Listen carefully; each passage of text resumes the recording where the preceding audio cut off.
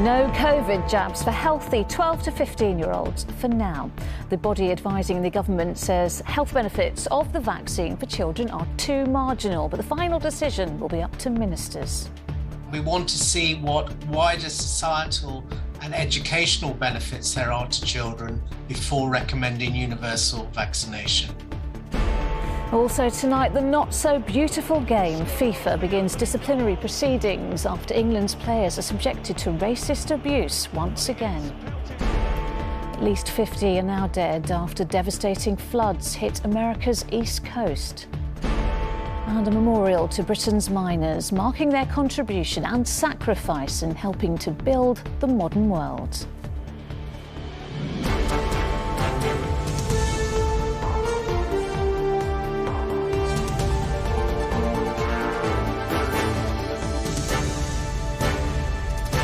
This is the ITV Evening News with Lucrezia Millarini. Good evening. Scientists have backed away from recommending all children aged between 12 and 15 should be given the coronavirus vaccine. The Joint Committee on Vaccination and Immunisation found there wasn't enough evidence on health grounds alone. Well, it follows concerns of a rare side effect from the Pfizer jab, which can cause heart inflammation in a very small number of patients. But the vaccination was given the green light for children with underlying health conditions. And the UK's 4 chief medical officers will now look at whether there are wider benefits to mass vaccination. Here's our science editor, Tom Clark. Tests are about the only thing controlling COVID infection in schools. Now pupils are back across the UK. But the long-awaited decision on vaccines for all 12 to 15-year-olds will have to wait a little longer. The government's advisers deciding today the benefits for healthy children are just too marginal for approval on medical grounds alone. Whilst the benefits marginally outweigh the risk of heart inflammation is still uncertain, and we want to see what wider societal and educational benefits there are to children before recommending universal vaccination. The risk of heart inflammation isn't proven, and even if it is, it remains extremely rare in countries like the US, where millions of over 12s have been vaccinated. It's now up to the chief medical officers of the 4 nations to decide whether the non-medical benefits of vaccinating children, like their education, outweigh any potential risks. Children have had huge levels of disruption, and that's not just been missing school. It's been missing sports, it's been missing plays, it's been missing the playground, and we really want to not have that disruption this term. So I think that question has to loom large for the chief medical officers. But today the committee did update its advice to recommend jabs for around 200,000 more over 12s at higher risk of COVID, including those with certain lung, kidney and liver diseases and type 1 diabetes, like 14-year-old Poppy Sheridan. I would definitely want to get the vaccine because it would provide me with a lot more security knowing that I wouldn't get as sick with COVID, and it would just provide more closure and just security. And there's a certain level of frustration that other countries have been vaccinating healthy 12 to 15-year-olds without any underlying conditions. And there's been an impatience and frustration on my behalf that why can't we do it here? For healthy children, the risks and benefits are so finely balanced it will take little to tip either way. But the importance of education is likely to weigh heavily in the decision. So, Tom, it's not a no, just not on health evidence alone. That's absolutely right. Because most healthy children are at such vanishingly small risk of COVID, you almost have to prove the vaccine's 100% safe before you give it. Science can't really do that. You know, they can't get those kind of numbers, or certainly not for several months to come, because they've only recently started giving children this vaccine. So they've just had to say, look, we cannot give you assurance that the risks outweigh the benefits for children, but they acknowledge the benefits go beyond medical. We know that. Any parent will tell you that. Definitely any teacher will tell you that. But they've also said we're vaccination experts, the JCVI. We're not qualified to assess that. So they're saying the chief medical officers will have to assemble a panel of experts to weigh up that sort of education, societal benefit question themselves. Yeah. We're told they're going to do that. It won't take weeks, but it's likely to be several days before a decision's made. OK, we'll wait and see. Tom, thank you. Anti-racism campaigners say the abuse directed at England players during last night's World Cup qualifier in Hungary was both preventable and predictable. FIFA says it will take action after Raheem Sterling and Jude Bellingham were targeted, but Hungary had already been sanctioned by UEFA in July for racist and homophobic abuse during Euro 2020. And campaigners say Hungarian fans shouldn't have been allowed to attend. Here's Juliet Bremner on the new race row. It should have been a moment of celebration, but once again a young black British player found themselves running into a barrage of missiles and racist abuse. There have been missiles thrown and sad to report some monkey chanting from the supporters in the ultras section. The racist chants could clearly be heard among some sections of the Hungarian crowd. After the match, Jude Bellingham tweeted, "Part of the game and always will be until proper punishments are put in place by those with power."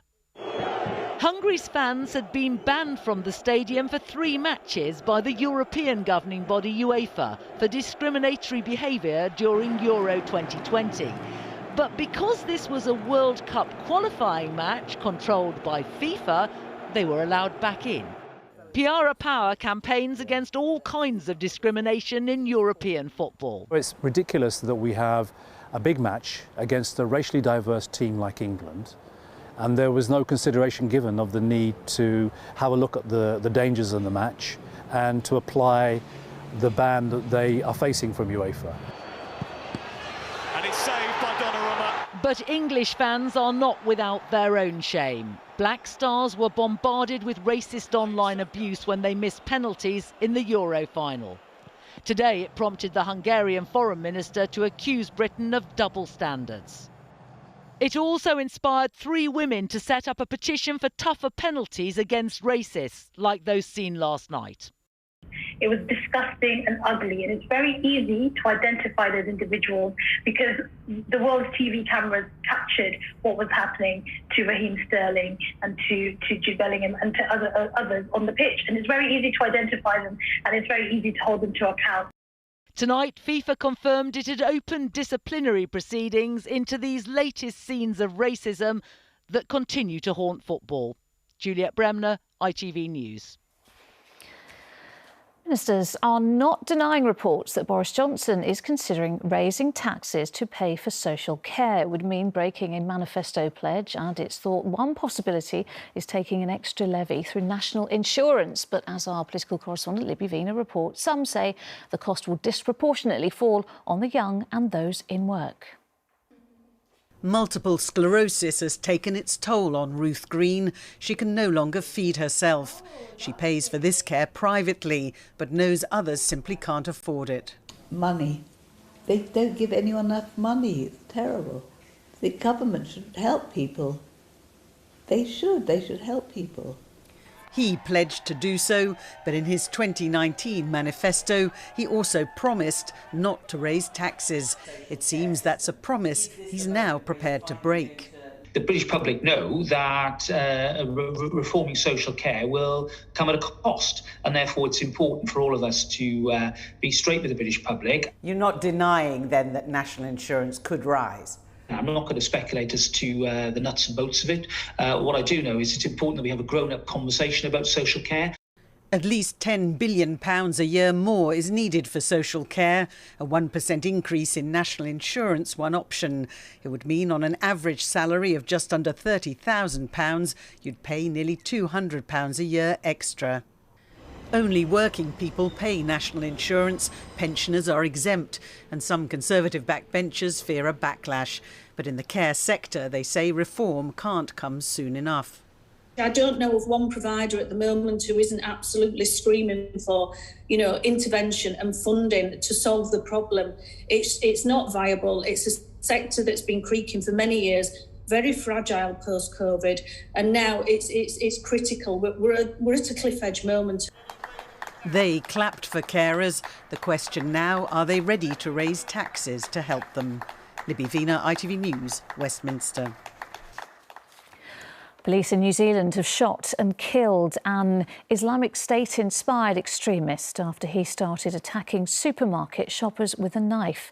Authorities say the suspect was killed within 60 seconds of launching his attack because he was known to be a danger and was being followed around the clock. 3 of the 6 victims were critically hurt.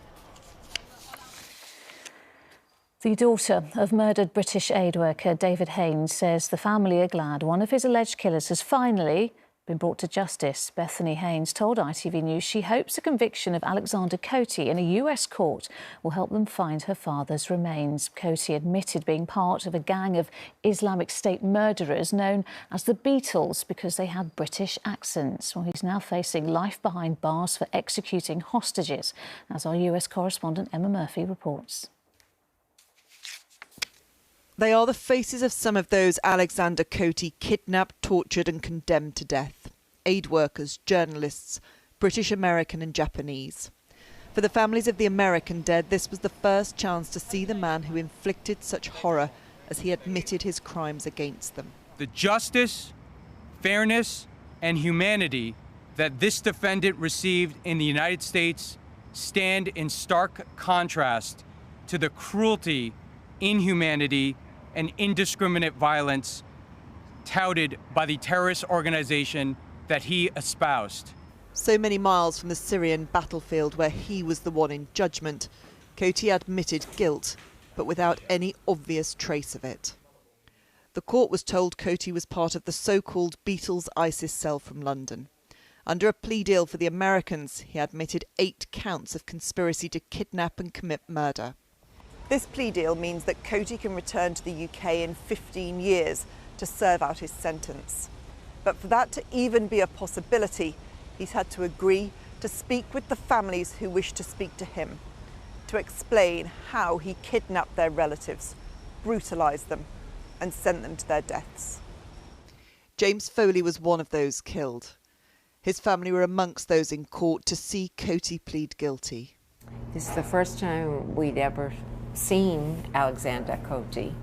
It was kind of rather sobering to think that any human being could have committed all the horrific things he pleaded guilty to.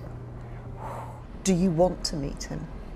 I think so, because I guess it's hard for me to understand anyone like Alexander, and I do have some questions I'd like to ask of him, if I can. If I can summon the courage to. Today, the daughter of David Haines, the murdered British hostage, once again pleaded for detail as to where her father's body is. That torment is shared by so many of these families as they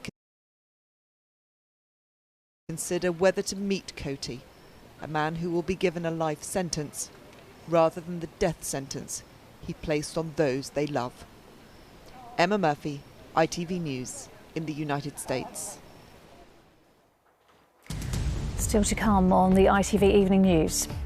More golds in Tokyo, more celebrations back home. And finally, a fitting memorial to Britain's miners. Those stories and more after the break.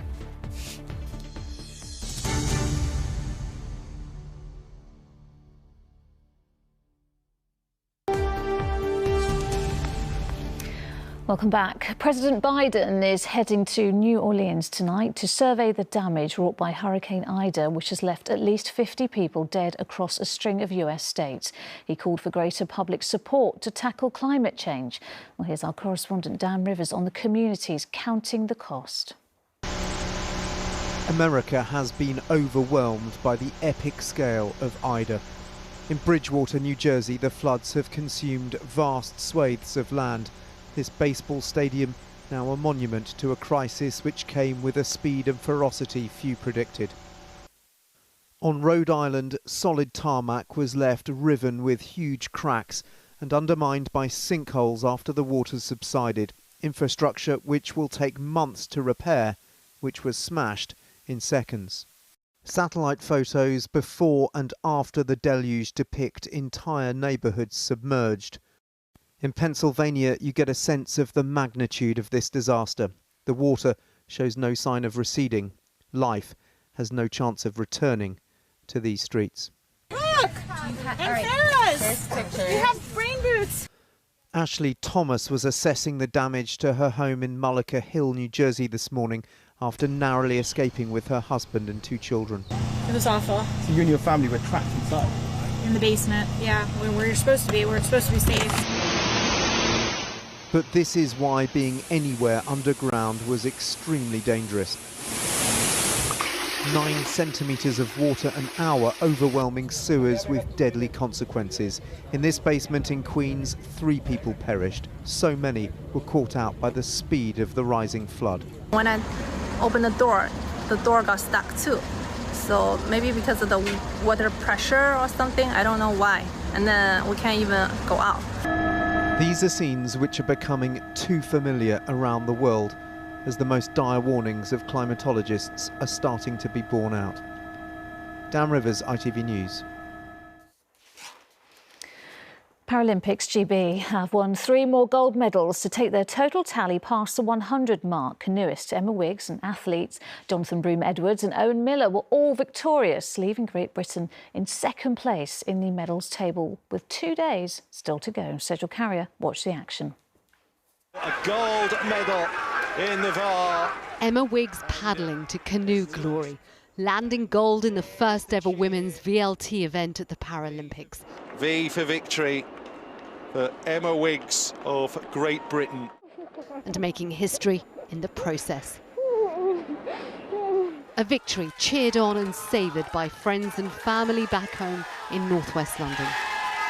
Absolute elation, and if anyone's seen the video of the 20 of us watching together, I think we all together stand up, cheer, shout, hugs.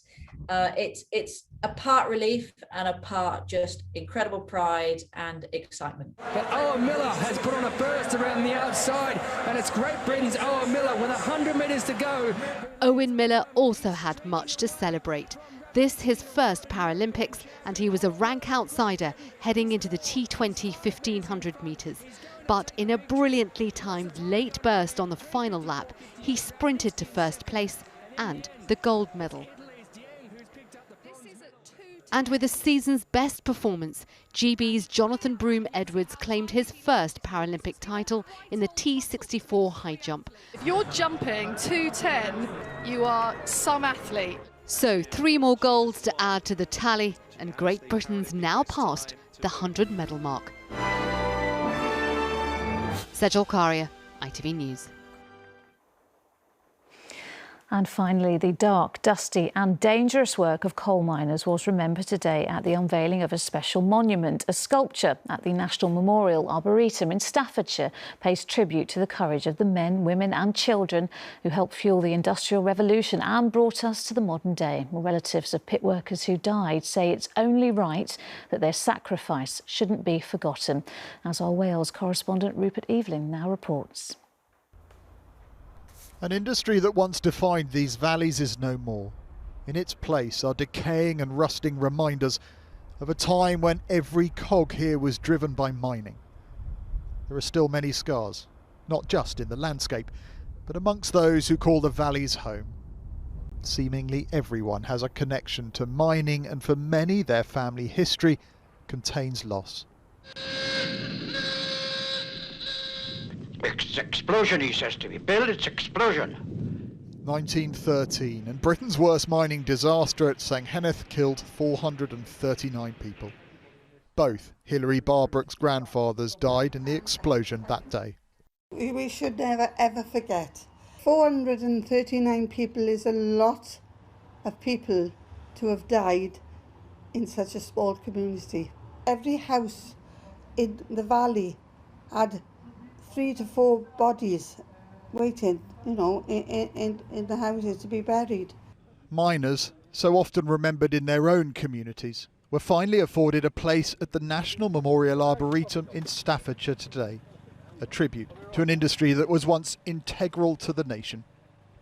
For Jean Sellers, whose grandfather was the sole survivor of another disaster at St Henneth, a memorial is long deserved. Well, I think it is very, very important when you think of all the people that have got killed, getting coal out of the ground, really, and it seems such a waste. Mining on the scale that we once knew it is now confined to the history books. Those who remember those industrial days have fading memories, which perhaps makes it all the more important that the past is memorialised, whether here in South Wales or across the UK. A tough, at times brutal trade. Finally, its contribution given national recognition. Rupert Evelyn, ITV News, Blaenau Gwent. And that is all from us for now. Raggy will be here with news at 10, but from me and all the evening news team, bye-bye.